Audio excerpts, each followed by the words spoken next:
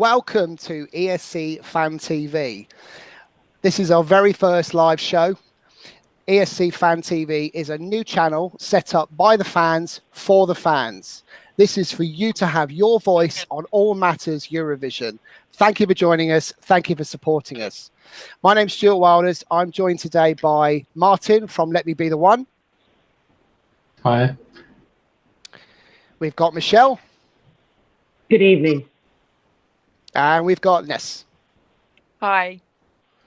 And we're going to get into all sorts of topics about Eurovision shortly.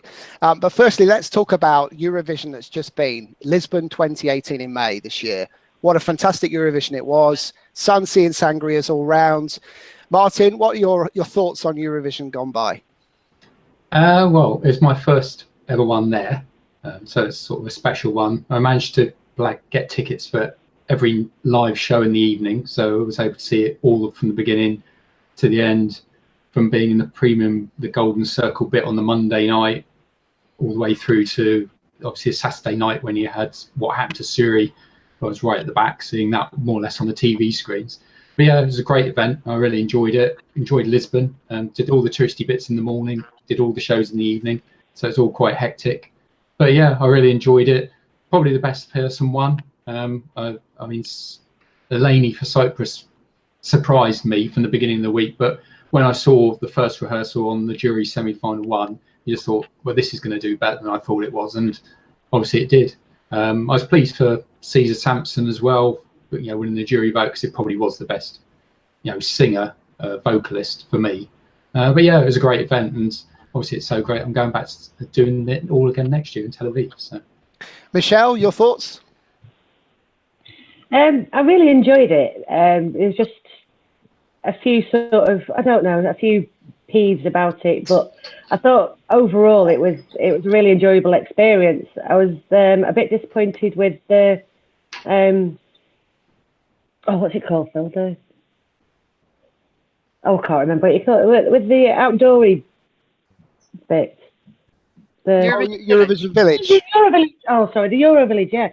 It was just things like, it was really hot, there wasn't a lot of shade, you couldn't take your sun cream in, and there was massive queues at the bar. You've got people wanting to spend money and you were struggling being able to spend your money. What was your complaint in that order, Michelle? I'll just clarify that. It was definitely sunscreen and bar. Sunscreen and bar, definitely. And Ness, what about yourself? It may sound a bit trite. So it was my third Eurovision. Third? Yeah. So Vienna, Stockholm, missed Kiev, and then Lisbon. So I've got a bit of compare and contrast now. For me, I totally agree, Michelle. The queues for the bars were ridiculous. And quite frankly, after being quite close to the stage when Suri had the chap go up and interrupt the performance, it was really upsetting actually. And what do you think when a chap goes onto a stage with a rucksack? You kind of think the worst, don't you? That's end of days. So Katie and I headed straight for the bar. Had to wait 20 minutes for a shot of vodka to steady our nerves. So definitely bar arrangements were not good. And it's not about necessarily the drinking. I don't think any of the Eurovision fans that I know drink completely excessively, but you have a drink and you enjoy the performances. Some performances, like Moldova for example, actually get better with a bit of drink. So that was an issue for me. And also I got the same peeves with the staging. So everywhere I went, there was either some kind of camera crane interrupting my view, or the TV screens were at the wrong angle, so you felt like you got whiplash after looking up at the scores. So I think compared to some of the other places that I've been to, it was good in some respects. I think the sound was pretty good, the acoustics in the arena. But for me, honestly, the highlight was the up close and personal performances at the Hard Rock Cafe on the Thursday night that we got to go to, where Eleni and Bulgaria performed, so Bones performed. So that was excellent. That was really good. And so I mean, it was a fantastic show for me. I mean, I think for me, the experience of the whole stadium. You know, we were there for the whole week. It was such a wonderful event. But did the right winner win? Martin, your thoughts? Yeah, well, it wasn't my favourite, but yes, I think overall it probably was the right winner.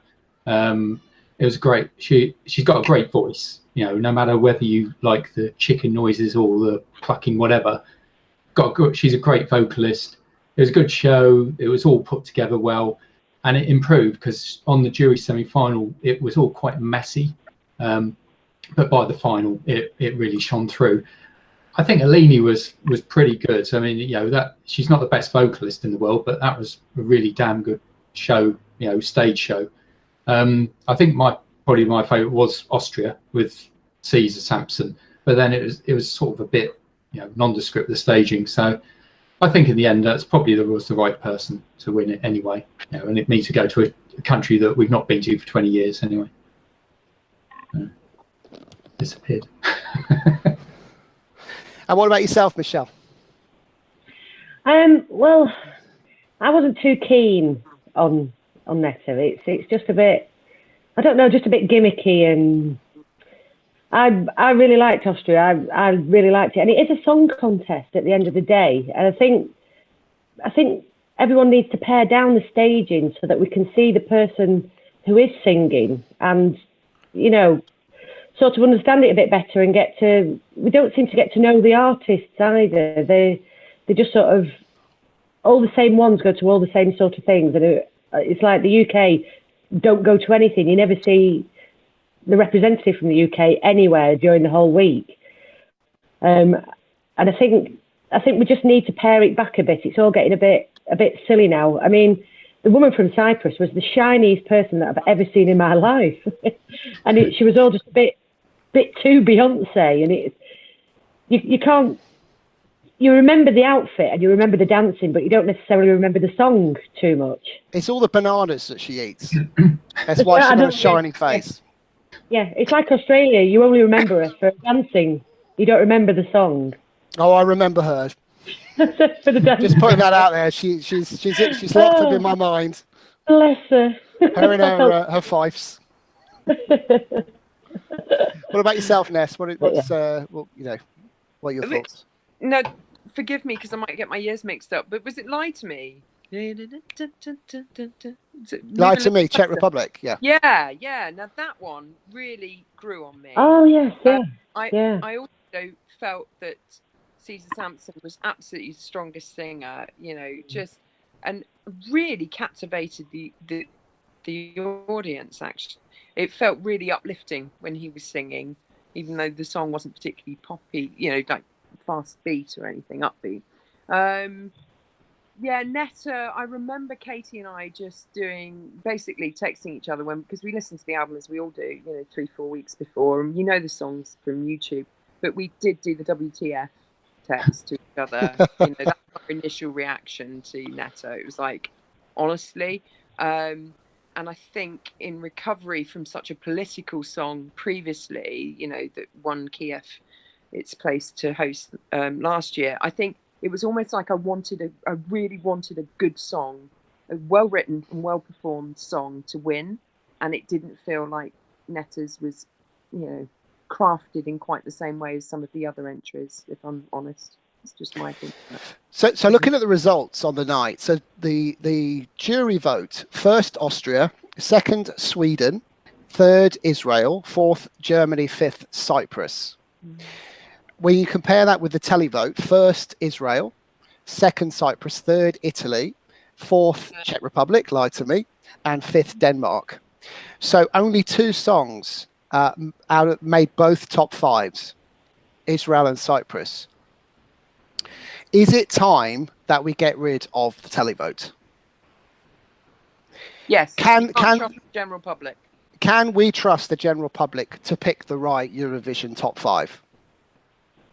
Martin? I think you're always going to find the right winner eventually, and you hope most years it's both sides come to the same decision. And we have had recent, I can't remember who's been the most recent, where you've had, I mean, obviously Jamala wasn't the most popular with both or either, was she? I think she was second with both. So as long as they're within the top three, I don't mind. And yes, you've got to let the televoters have a go. The EBU is always going to have the televoters doing it because it gives them money, doesn't it? So they're going to get money in from all the voting, and people then feel involved with actually having a say in who wins the Eurovision Song Contest, rather than what you had, decades ago when it was just a load of, well, basically the professionals just choosing and you just watched it as a TV show. It depends on whether you want us as the general public to be inclusive in the whole process or not. I mean, it's always going to be arguments the other way. Should there be a jury vote? Because obviously that's what Turkey left, or part of the reason why Turkey left. It's people always want to have their say and say, why have we got 5 professionals from each country dictating half the vote? Where, maybe there should be more jurors or more televote percentage. I don't know. So I mean, are they better informed than us as mere fans, do you think? They should be, but it's all humanity and subjectiveness, isn't it? It's like, go back to when you had Slavic girls for Poland and you had the UK jury and 2 of the female jurors put them bottom just purely because of the staging, how it's staged, which is fair enough, how they want to, but it's subjective. They've done that not for a musical reason. They've done that because they don't like the staging and they put it right down the bottom. Should that be? I don't know. But it's, you would hope that they would go, well, that's like Caesar Sampson. That sounds really good. So that's why a lot of jurors actually went for him as top this year, and would show why that's number one. But there's always going to come down to, we're all human likes and dislikes, and some people would like the good song, and some people would like the best stage one. So, and Nessa, you were shaking your head there. So do you have a different opinion? Do you know what? I think it's about education. Forgive me for sounding like the government, and how to teach us, what to do. But the issue I have about the televote is that the vast majority of the millions of people who watch it would only have heard those songs once. I know there is a growing fan base that listens to the songs over and over, but this is, I always compare and contrast it to the first time I hear a new release from, I don't know, Ed Sheeran or Coldplay or, whoever. And it takes a few listens to get the song into your brain and to get it to whether you're going to like it or not. The issue I have is people are voting when, they're sitting at home and perhaps never heard these songs before. So that's what then brings in the whole performance aspect, where you then, they are stepping it up, with more fire or more costumes to try and make an impression, like a first impression. And then people don't really remember the songs. And we know how important it is about, we always capitulate really about, what position we're in as the UK and whether that's a good position, or, different TV stations will have breaks at different stages, and so there's so many variables that affect the televote that I think it would be fairer if the songs were released and promoted, not just the song for that country, but all the songs, and promoted as widely as possible. So it makes it a bit fairer. And Michelle, what's your view on this? Well, I think there's too many songs to be able to promote beforehand. That's the problem. If you're including the 2 semi-finals as well, sort of thing, there's just too many of them. But it was only about 5 years ago, I used to be one of the people that I deliberately didn't listen to any of the songs before the semis, so that I could vote the same as, like with the general public sort of thing. That was the first time that I would hear it. Phil would listen to them, but then you get a favourite and you might hear a song 10 times and then suddenly think, this is fantastic. But that's not what it's like on the night. On the night, it is, they hear the song and just vote on that. But I think you have to remember how stupid the average person is. I remember that half the people in the world are more stupid than that. And that's the way you need to look at it. Is that you're always going to get people that are just going to vote for the silly songs. I mean, this year, I quite like Hungry. It was slightly on the rocky side. I quite enjoyed it. It was a song about his dad, but nobody knows that. Yeah, nobody knows that. It's, you know, it's sort of everyone's going on about Netta and, oh, look at this, and I think it's massive publicity beforehand, and that's what swayed it for her. If you'd have heard that just as it was on the night and never heard it before, nobody would have voted for it. They'd have thought it was a joke. So I think you need to keep the public in. And looking forward to looking ahead to Tel Aviv then. So what are our expectations for Israel in May next year, and what are we expecting to see from the Israelis in terms of a show as spectacular, Martin? Well, I suppose it's quite early to say. Well, at least we know where the venue is. So, but what's that? At least half the size of the Altice Arena. So that's going to be compact. I know that it sounds they're going to have the show in one hall and then the green room in another. So it's probably going to be like the old days of 20 or 30 years ago. We had all the acts sitting around in a different room and a camera in the other room. And we don't really know much about the stage yet, although supposedly it's David, but that could be, we won't know that for a couple of months. It's obviously going to be different because it's, for most of people like us in the UK, it's going to be a long way away.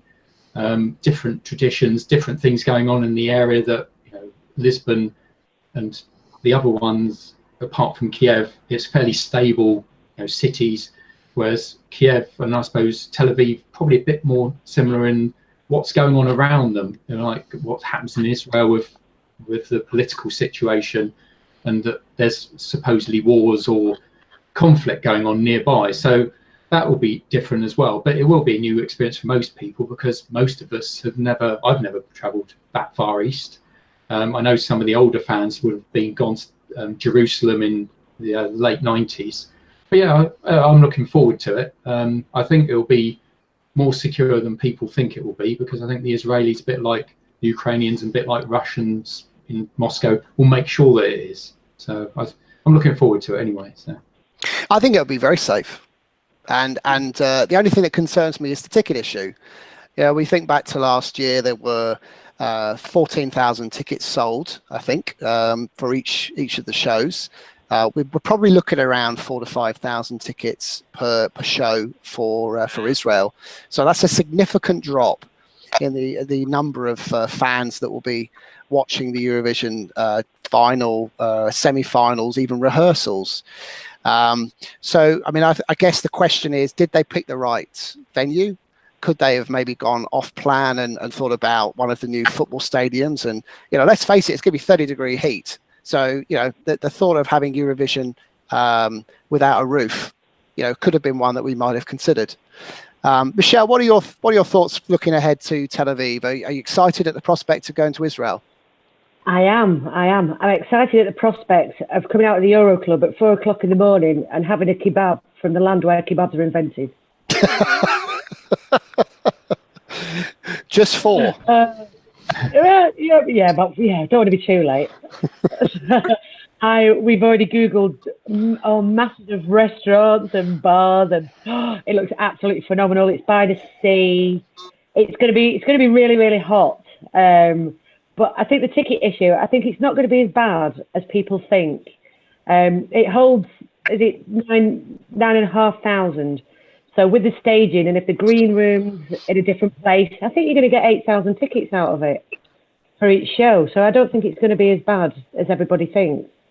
Plus, there's not a lot. There's a ton of people not going. So is there going to be the demand for tickets?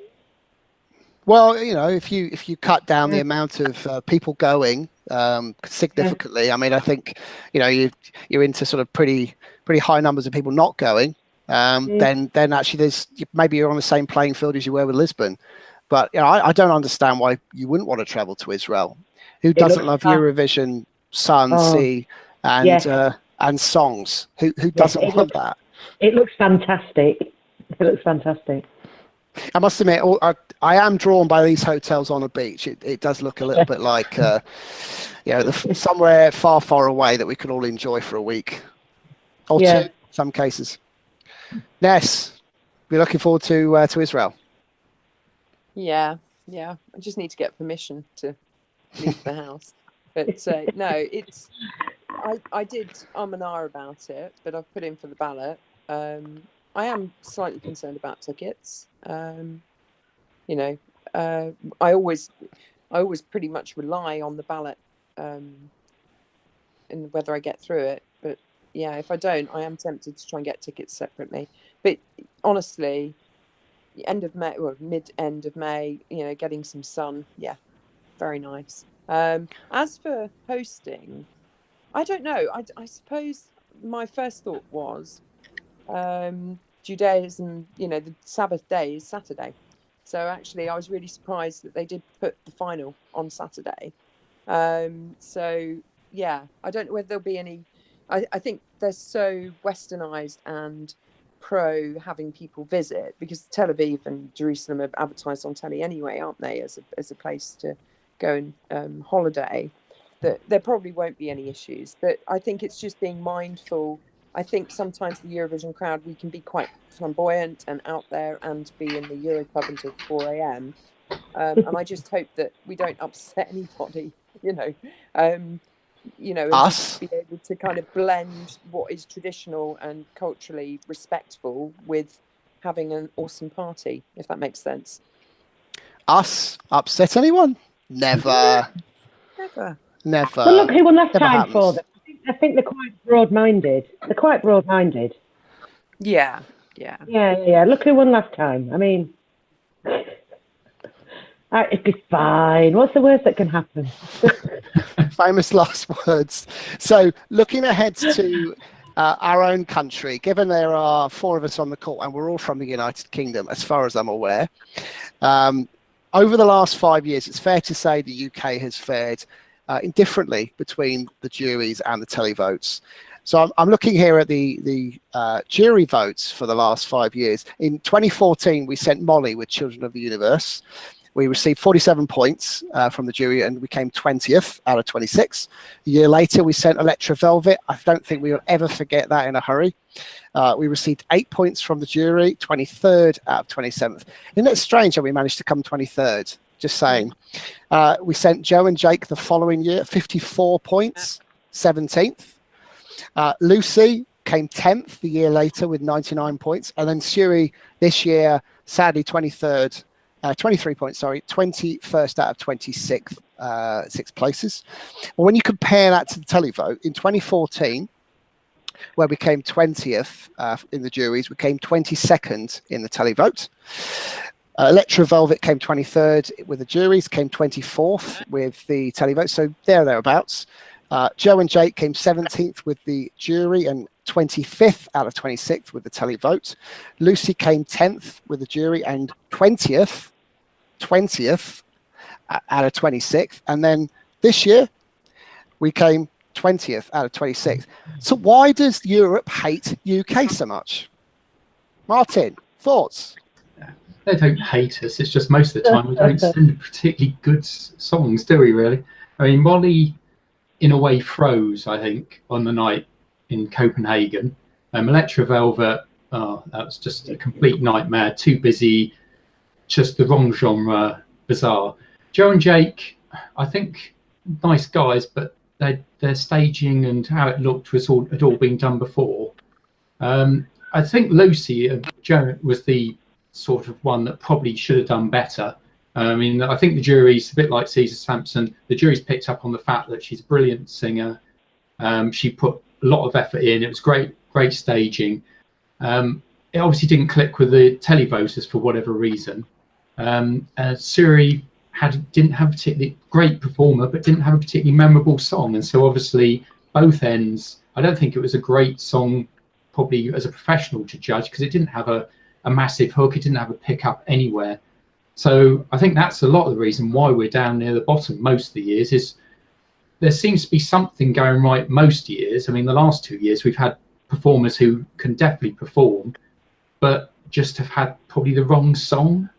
But Europe doesn't hate us. I think if we sent a decent song, we could have potentially had Caesar Sampson this year. If we had him with the song, even if it had been arranged differently, I suspect we'd have done a lot better. So and a lot sometimes just comes down to luck. Yeah. Well, we can always send Caesar salad. Just saying. Yes. Michelle. Well, I was going to write a song, but I didn't get round to it. I was busy. So. You mean you missed the Oge submission? I was playing walking netball. What does the UK need to do differently? Well, I think we need to take it. The BBC needs to take it more seriously. They're paying a lot of money and not putting a lot of effort in. I mean, it's not even on BBC One. You know, it's getting daft now. They just sort of pick a couple of songs and go, right, you and you, off you go, and then it's just done in one evening. I mean, if you look at Sweden and Norway and things like that, the amount of effort that they put in, and the public get to participate as well in it. You can go and watch and vote, and they're all over the radio, they're all over the TV. Most of the people here don't even know who we're sending, and we need to put more effort in. I think at the minute, with the way that Europe feels about us, we could send Adele and we'd still come 23rd. It's just one of those things. I think Europe thinks that we don't take it seriously as well. That's the opinion that I've got talking to people in Portugal. They just think that we don't take it seriously, and I don't think we do. The BBC needs to sort it out. Nessa, so we send Adele. Do we come last or come 23rd, as Michelle suggests? Yeah, I think with the breaking news tonight, with the cabinet, I honestly, I think it's 50-50 in my opinion, political, and 50% it's usually a shocking song.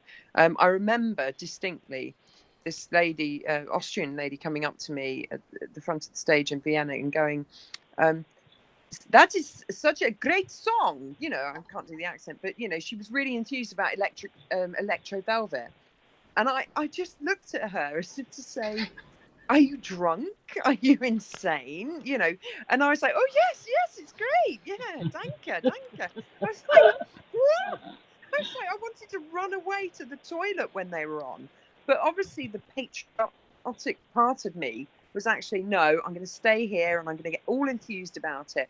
And I think it does bring out the passion, but we need an Ed Sheeran or an Adele or you know, Jessie J, is it? Or all these modern singers, I don't really know. But we need them to collaborate and do a really good song. And I think it needs to be an upbeat song.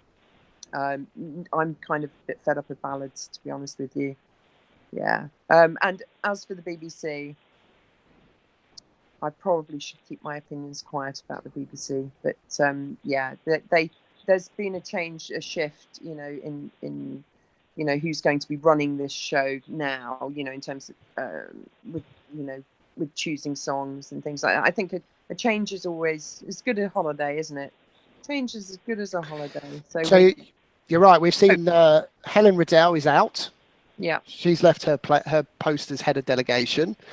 Rachel Ashdown is in, and what's quite significant here is Rachel's now a member of the EBU reference group. Oh, excellent. So it seems that the BBC, or certainly Rachel, was getting more involved in the whole planning of Eurovision. Hopefully that rubs off on the UK selection. Martin, I'll give you sort of final point on this. What's your views or hopes for the UK selection next year? Well, as you say, there's new people. There's also a new music consultant who I've chatted with over the last couple of years, Greg Watts, and he's an A&R man for his firm. So his job's always to be placing songs with artists. So hopefully that might get better, because of course what we forget is a lot of the time is that you get all these songs submitted, but then it's no good if they get put with the wrong people, because we had Legends this year for the UK national final, and when you heard it on the radio, you thought, wow, that's amazing, this is doing really well, and they put a lot of effort behind that song, more than any of the others. But then it was sung by Asanda, and they gave her this routine to do that she couldn't dance, and she got out of breath. It sounded awful live. Whereas it's just little things like that, you know, if that had clicked, we would have had a different song. We wouldn't have had Storm that had no real hook, no real connection with the audience. but we'd have had this really modern sounding song that could have done something different. And maybe that's what we need to do this year, is send somebody like AWS from Hungary with Screamo. Send, maybe not have that, or opera, something outlandish, something out there, because it's not going to be any worse than in the bottom 5 that we're getting at the moment. We might as well go down in a blaze of glory doing something different than just sending the same old stuff we send year after year. So. Can I just say, actually, on Asander and Legends, for those of us lucky enough to go to the Wee Wee Jam party in Lisbon, the writer of that song, and also one of the songs in the Swedish Melody Festival and final, wrote both of those songs and sang them both at the Wee Wee Jam. And I've got to say, she was excellent. And that's a good example of a songwriter writing a song that they're comfortable singing and not being able to sing it. And she would have been perfectly good singing for the UK, the Legends song. It's a bit of a shame because she also probably had the right look and charisma to be able to pull it off. So to your point, Martin, I think sometimes we're quite keen to sort of shoehorn a singer and a song, pull them together, and then that's good enough. And I suspect, another good example of that is probably Syrian Storm, as we've said. Yeah, I mean, it was interesting at the Eurobash when she was saying that actually she felt that she was the filler for the UK national final, and that they put her in as the 6th artist, and that they had even the press office had got all the press releases set up for somebody else to win, and that she said as soon as they saw her perform, they all went, "Oh, we better change something," because it was obvious she was going to win. Yeah. I wonder who they thought was going to win. Well, yeah. Legends, maybe. Yeah, quite possible. So I guess we will wait and see. I think the UK final will be February time, as always. There's lots of rumours about Manchester. Interestingly, there's a gentleman, Lee Smithhurst, who was involved with the BBC some time ago, the year Jade Ewing took part, and he's back involved again from a show point of view. So I'm quite encouraged by some of these changes that are taking place. So fingers crossed. As a UK fan, I want us to do well. Yes, I'd like Adele to take part. I'd love Sam Smith to take part. The chances, we know it's not going to happen. So I think we kind of just got to be happy with what we've got. Quite honestly, I was really proud with Siri, and I was really proud with Lucy. I was really proud with Joe and Jake and plenty others. Electra Velvet might be pushing it, however. But I think we've taken leaps forward the last 2-3 years. And nice people. Yeah, exactly. I mean, I think the last couple of years, I mean, they are great people, by the way, Electra Velvet, just in case they see this. Really nice people. Yeah, they are. They are, but I think the song was not great. And the last 3 years we've certainly bounced back, but clearly we haven't gone far enough. So I'd like to move on to Sweden. So Sweden, I started to talk about the Melody Festival, and again, it's a massive show in Sweden. Everybody watches that. Most people across the Eurovision world also watch it. It's a big Saturday night extravaganza, starting in February and ending some point in March. But over the last few years, the Swedish televote at Eurovision has nosedived. In 2014, they sent Sanna Nilsson, who came 3rd in the televote. They then sent Måns Zelmerlöw. We know what happened there. Franz was 2016. He came 6th. And this is where it all started to go wrong for Sweden. In 2017, they sent Robin Benson with I Can't Go On, and that finished 8th. And then this year, we know what happened. They finished 23rd in the televote, despite finishing 2nd in the jury vote with Benjamin Ingrosso's dance classic, as some refer to it. Dance you up. Dance You Off, yeah. Oh, is that what he says? Oh, I thought it was wank you off. Oh. So I ask a question. Are Eurovision fans bored of Sweden? Michelle, what are your thoughts there? Oh my goodness! I actually watched Melodifesten for the first time last year. Oh, and it was shocking. They had some absolute shockers. It's like bananas and cabanas, and what was going on? I think they just don't want it back for a while. I think that's what it is. It costs a lot of money, and but when it was in Sweden, we went to Sweden. We went to a lot of like pubs on the way to stadiums and stuff, and the people there were like going, oh, they're sick of it. You're like, oh, you're one of them, and it was like, oh right. I thought everybody in Sweden loved it, but I think they just want a rest. They're sending adequate, but not winners. So I think that's what it is. I don't think they want it back for a few years. How would you feel though if the UK sent Dance You Off? I think it would do better than Surrey, you know. But I mean, you remember it.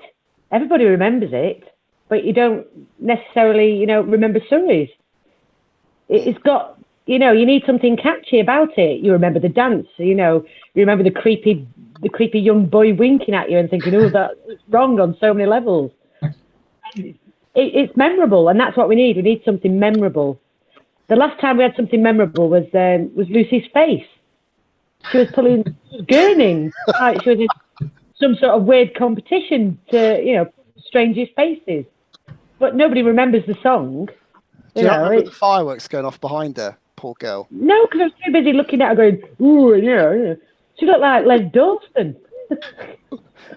But I thought when you let fireworks off, you're supposed to have, you know, a few hundred yards, aren't you? They seem to let them off right behind her. Were they very close? Oh, goodness me, they weren't close enough for my liking.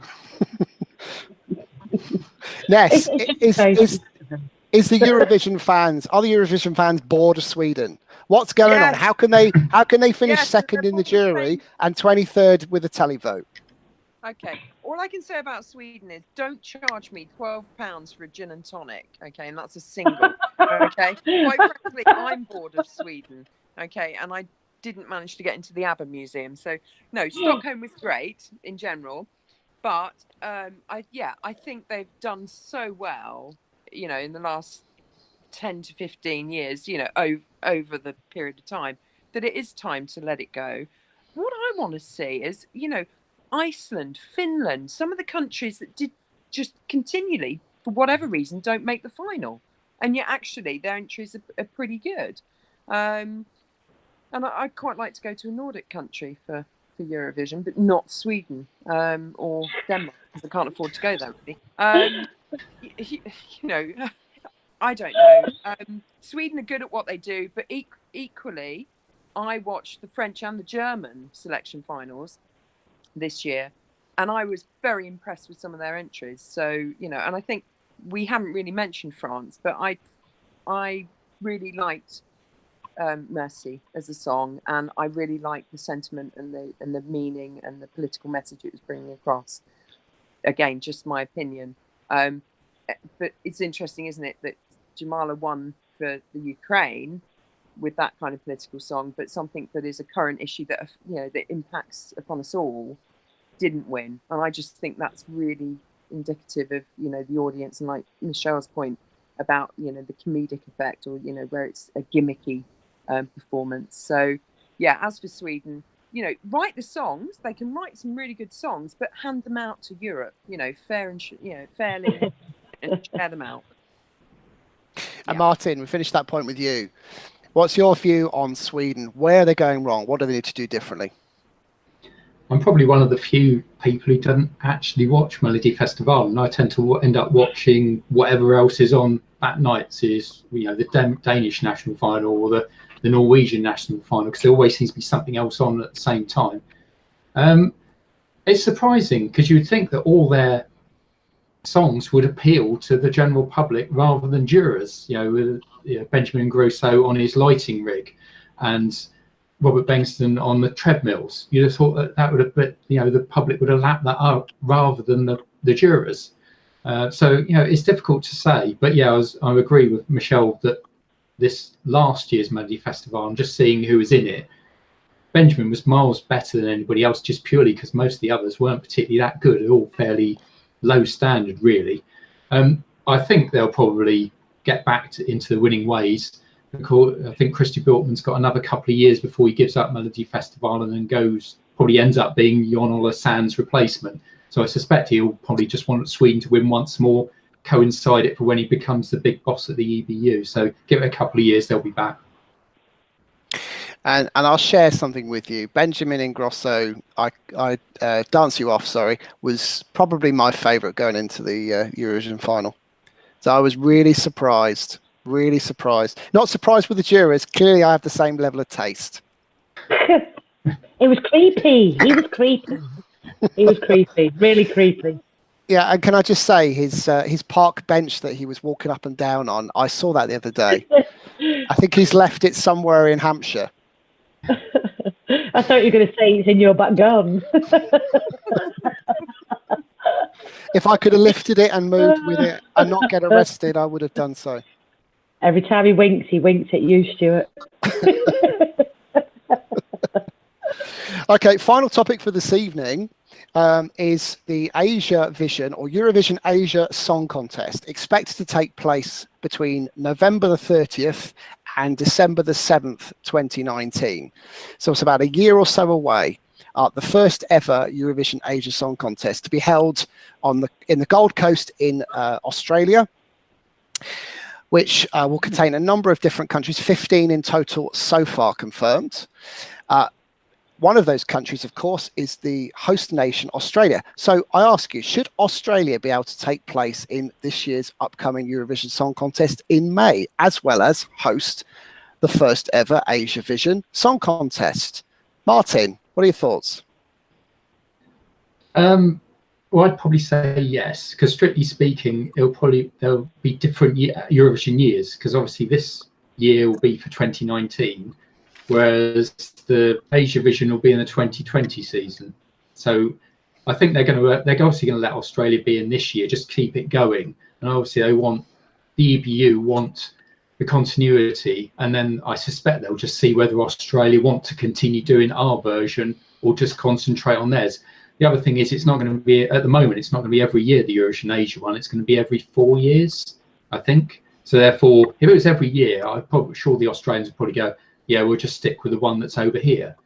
But of course, because all of what they sing is going to be in English, they'll probably, and they put money in towards ordinary Eurovision, they're going to be here. I've got no problem with Australia being in it. I never have really. And some of the artists they sent at the beginning, obviously the guy Sebastian and the Damien, you thought, wow, these are brilliant. It's just the Isaiah Firebrace and Jessica Moorboy, she's a good singer, but not when she's dancing as well. And it'll be interesting to see what we get out of their national final, to see whether they go back up to their first 2 years or whether they drift away, really. I think if they didn't qualify for the final, then you might find the Australian public might say, why are we going the other side of the world? We'll just stick with the ones we do our own country. Now, I rewatched Jessica Malboy's final performance only yesterday, and I don't think it's half as bad as what people have made out. Can I just say, though, she has got some amazing auntie pissed at a disco moves. Absolutely fantastic. But I don't think she was half as bad as people were saying she was. Michelle, Australia, should Eurovision kick them out? They're not in Europe and they're not in Asia. They're just doing. There'll be an American next doing one there. Yes, leave them. Let them do what they want. It makes no difference, does it? As long as the song that they use for the Asia Vision isn't the same one as they use for Eurovision, it doesn't. It doesn't really matter, does it? No, Ness. I'm not fussed. Yeah, they can be in it. Ness. Should the UK join the Asia Vision Song Contest on the same basis? Yeah. Yeah, we need help. We need to just go wherever we can. Antarctica. Can we get a North Pole and South Pole Eurovision going? We'll get by a penguin. Yeah. In all seriousness, I mean, Australia, it's lovely to know that there's such a sort of following over there for Eurovision. And I've never had a problem, apart from when the light bulb exploded and I had no idea when Guy Sebastian sang in Vienna. It was like, the bit at the end when the light bulb, in the lamp exploded, and I was like, I'm going to have a heart attack. But apart from that, I have no issues with Australia. And I really liked Jessica, but I'm probably biased because she had a pizza in the same pizzeria as me. So I just sidled up to her and sort of interrupted her lunch. But yeah, Australia are fine. They've got a big enough country to almost cut it in two. So you could have top Northern Territory, will do Asia Vision, and then the Southern Territory can do Eurovision. How about that? So can I just add something to that? You just mentioned about Jessica Malboy eating a pizza. Yeah. This was clearly a Eurovision of experiences for you, because didn't you catch Jon Ola Sand in a chemist? Yes, yeah, I did. Hello. What was he buying in a chemist? Chemist, yeah. And I just popped in for some paracetamol. No, it was. I genuinely had a big cough, and I gave it to everybody else I shared the apartment with. And I just literally, I walked in. We were going to the pizzeria place, or walking back down the shops in the front of the Altis. And I walk in, and he's the only other person in the pharmacy. What was he buying? He's a lovely chap. I shan't tell the viewing audience what he bought. Keep that between us. Yeah. But it was enough for you to vacate the premises so you could have a little bit of privacy. Wink, wink. Yeah. When he said, "Hello, how are you?" I went, "I'm fine. I'm just going to give you a bit of space, John." And then, Okay, so British, calling him John rather than Jon. Your name's John. I think Vince is on a list. You're on a list now. So before we go, the final, I said the final point before, but there is one other thing. Tel Aviv next year, we are going to be missing one country in particular that has really taken Eurovision by storm. Certainly over the last couple of years with Polly and Bones. I forget their names. Someone help me out with their Equinox. Thank you very much. Bulgaria, no Bulgaria in 2019. And given their recent statement, it's also dubious as to whether we may see them back in 2020. Ness, Bulgaria. Is Bulgaria a miss for Eurovision?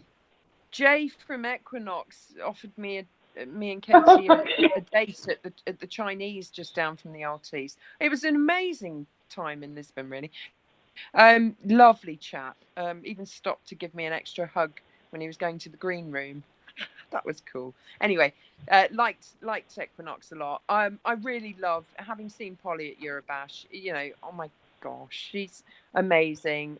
Bulgaria are so strong. For them to leave now is heartbreaking, really. Because I know it's such a small country and it's really difficult. And in fact, I know some Latvian people and Croatian people, and they also say the same thing. They love Eurovision, but their country's economies just can't seem to support, the EBU and, the fees and all of that. So I'm really sad about it. But didn't this happen with Israel? And then Israel popped back, It's like, and Romania got fined, didn't they? But then they came back next year. So I don't know. If I win 70 million on the Euro Millions, I'll give them a few million to pay the fees, and then take Jay out for a Chinese. Michelle, did Bulgaria pay their way to victory over the last couple of years? Oh, bless them. I really like Bulgaria this year. They look like the baddies out of the Superman film. I thought they were brilliant. But I think the problem with Eurovision is it costs so much money to organise, and it shouldn't cost that much. It's a song contest. They need to pare everything back. But I think you shouldn't be paying to, like we do to enter it. You shouldn't be paying. And it's only £1 a pint in Bulgaria. So I'm a big fan of Bulgaria should be in it. And I think maybe if they did, because Portugal said that they were doing it on the cheap, and it wasn't really done on the cheap. It was just slightly different. But I think they could have pared it back even more and saved more money. And I think the problem is that it's got so big and it's so it's like a juggernaut and it's out of control. It's just getting bigger and bigger and bigger, and it's just rolling and gathering more people and more money in, that we just need to say, somebody just needs to go, stop, look at it, right, we're going to do this, this and this. And it's like the woman with the dress. I forget her name, who said, I'm not going to sing unless I've got a 60 grand dress on. And it's like, you should make them all wear a sack and sing, and then see how they like it, and then they stop moaning. It's it's extortionate. You know, you need to have a limit. Your country can only spend X amount of money on staging, and that's what needs to be done. And then the poorer countries will be able to participate, and the countries that have got shed loads of money will have to pare it back. There should be a maximum spend. And Martin, final point from you on Bulgaria. Are they a miss for the upcoming Eurovision? Well, for me, yes, because I think they were one of the only countries now who actually look as though they wanted to win it rather than just be there. Like the UK just seems to want to be there, the BBC, whereas I got the feeling that BNT really, really wanted to put in an effort and win it. They obviously had, it seems they only had that 3-year plan, but the fact before Polly, they'd only ever got to the final once, they can be really proud of being there 3 years in a row and getting the 4th for second. And what did Equinox get? Sort of 14, 12? Can't remember what it was in the end. But they're all 14. But it was distinctive songs, and it's a shame they're not going to be there. But any good thing that might happen is that, of course, that some of these singers might be available for another country, as Polly was saying at Eurobash. But you know, that would be beyond my wildest dreams if Polly ended up being able to sing for the UK. But it's not likely to happen, is it really? Well, she did say that she'd written a song for Eurovision, and then the news broke a few days later that Bulgaria will be withdrawing. So if she still has aspirations to sing in 2019, maybe. Be nice, wouldn't it? Wouldn't it just? Yeah. Wouldn't it just? Although, again, you know, you get excited about a singer rather than a song, and I've always been of the opinion it starts with the song. And then this, you know, you just hope you've got a decent singer and decent performer, but without the song, then you haven't got much. As has been proved right with Dana International returning to Eurovision with Ding a Dong, which was a complete travesty. Ding a Dong. Yeah. Anyway, listen, thank you all for joining us. And thank you to those that have been watching on ESC Fan TV. This has been our first broadcast ever. Thank you to Martin from Let Me Be the One. Thank you. Good to be here. Thank you to Michelle. Hiya. Thank you to Ness. Danke, tak. Merci. Good. Bye-bye. Bye-bye. I'd like to thank everyone that's watched, and those that will watch this at a later catch up. The video will be available on ESC Fan TV Facebook page. You can access that via www.escfantv.com.